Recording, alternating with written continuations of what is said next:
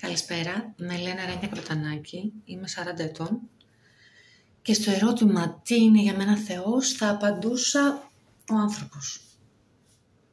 Δεν μπορώ να φανταστώ κάτι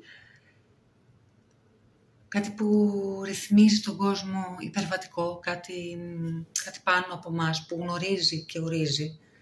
Δηλαδή αυτό όλα για κάποιο λόγο γίνονται, μου φαίνεται μου φαίνεται μυρολατρικό. Μου φαίνεται σαν να μεταθέτει κανείς την ευθύνη της ζωής του σε κάποιον, σε κάτι άλλο που ξέρει, που ορίζει, Όχι, πιστεύω πολύ στην ομορφιά του ανθρώπου, στην τεράστια δύναμή του. Όχι μόνο προσωπικά σαν άτομο, όχι μόνο ατομικά μάλλον, αλλά και συλλογικά όταν ενώνεται με άλλους ανθρώπους. Αυτά που μπορεί να φτιάξει μαζί με άλλους ανθρώπους. Και να είναι ικανός και για το χειρότερο και για το καλύτερο, αλλά μου προκαλεί μεγάλο θαυμασμό. Και με συγκινεί πολύ.